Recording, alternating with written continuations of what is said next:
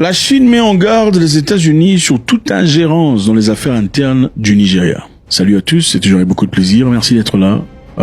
Très intéressant comme situation et comme déroulement actuellement. Les Chinois interviennent brutalement dans cette histoire entre le Nigeria et les États-Unis d'Amérique après la menace militaire de Trump. La Chine affirme qu'elle soutient fermement la souveraineté du Nigeria et s'oppose à toute ingérence étrangère au sujet des accusations de persécution des chrétiens formulées par les États-Unis d'Amérique.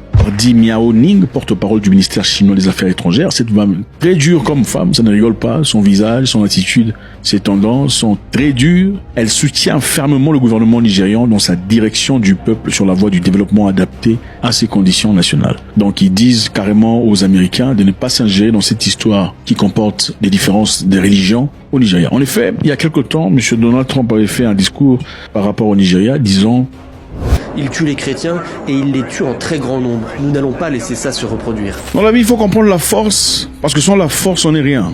Okay? Dans la vie, la gentillesse, la sympathie ne valent absolument rien. Okay? Vous pouvez être sympathique et tout le bazar, les gens s'en foutent éperdument. Au fait, ce sont les sympathiques et les gentils qui meurent, pour de vrai. En réalité, ce sont les méchants qui réussissent dans la vie. Maintenant, le degré de méchanceté dépend de vous. Je sais que ça vous dérange. Quand on dit les méchants réussissent, ça vous dérange. Vous parlez de tout ce pays ici-bas. Qui vous a dit ça? Tout ce pays ici-bas veut dire quoi? Tout ce que tu fais ici sur Terre, tu paieras sur Terre. Ah bon? Il faut vérifier cette information. Qu'est-ce que M. Trump a dit?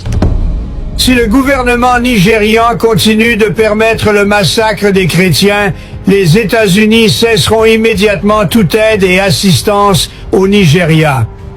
Nous allons prendre des mesures contre le Nigeria qui ne plairont pas à ce pays. Et il se pourrait bien que nous intervenions dans ce pays désormais discrédité, armes à la main, pour éliminer complètement les terroristes islamistes qui commettent ces atrocités absolument horribles. Je donne donc instruction à notre département de la guerre de se préparer à une éventuelle intervention.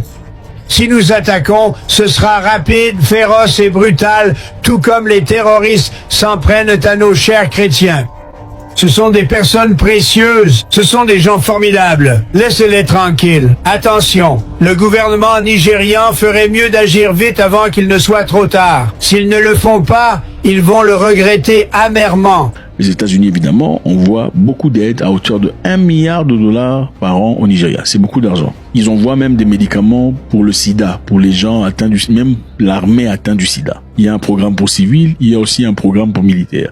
C'est honteux ou pas? Faites-moi savoir. Le département de guerre aux États-Unis d'Amérique, c'est ce qu'ils appelaient autrefois le département de la défense. L'objectif ici, dans le changement de nom, c'est simplement de devenir un département qui inspire la peur. Qu'est-ce qui se passe au Nigeria? Tout a commencé quand ce pasteur ici, ce monsieur-là, a envoyé un message très clair à Donald Trump. Le gouvernement nigérian a catégoriquement nié les faits. Il n'y a pas eu de massacre. Il n'y a pas eu de génocide des chrétiens au Nigeria. Et regardez aujourd'hui. Y a-t-il encore des musulmans? Non. Nations Unies, je sais que vous me surveillez. Sénat américain, vous observez mes paroles et mes actes. Conseiller spécial de Trump, je vous en prie, dites à Trump de sauver nos vies au Nigeria. Le monsieur voulait clairement montrer au monde que ce qui se passait au Nigeria était en effet ignoré complètement par le gouvernement. Les chrétiens ont maintenant peur de se déplacer. Les chrétiens ont peur de prier librement. Si Donald Trump veut intervenir, alors qu'il le fasse, il n'y a rien de mal à cela. Beaucoup se posent des questions. Pourquoi faire venir une entité comme les États-Unis qui est connue de ne jamais vraiment quitter quand ils restent dans un pays? Comme l'exemple simple, c'est l'Afghanistan. Ça a pris beaucoup de temps pour qu'ils partent. La frustration, le stress, le ras-le-bol. Quand un humain essaie de tirer l'attention même d'un supérieur pendant très longtemps et qu'il est complètement ignoré, qu'est-ce qui se passe ce genre de situation? Les gens se révoltent, les gens trouvent des moyens alternatifs. Le monsieur, après avoir demandé au gouvernement à plusieurs reprises, en plus de plusieurs autres personnes, de faire quelque chose à propos des tueries qui se passaient au Nigeria vis-à-vis principalement des chrétiens, le gouvernement n'a pas voulu donner l'attention nécessaire. Le gouvernement a dit qu'il ne s'agissait pas seulement des chrétiens qui étaient tués, il y avait aussi nombreuses autres personnes d'autres religions qui étaient atteintes. Vrai? Oui, absolument vrai. Mais est-ce que le simple fait que ce ne soit pas seulement des chrétiens qui en périssent vous donne le droit de rester immobile face à une situation aussi obscure? Point d'interrogation. La liste de gens qui étaient abattus par ces terroristes qui sont principalement islamistes. Okay? Ce sont des gens qui viennent, tu es de quelle religion, tu es musulman. Est-ce que tu es musulman du genre qu'on veut? Si tu ne l'es pas, on t'élimine. Si tu es chrétien, on t'élimine immédiatement. Mais si tu es musulman, on vérifie d'abord si tu es vraiment musulman comme ils veulent. Alors, L'accusation générale de l'Afrique et du Nigeria est que Donald Trump cherche une opportunité pour aller piller le pays. Le Nigeria est un pays riche. À part le pétrole, ils ont aussi le lithium, le cobalt et les terres rares qui sont nécessaires, en effet salutaires à l'industrie de technologie des armées mondiales. Donc, les États-Unis ont-ils des raisons de partir au Nigeria? Absolument.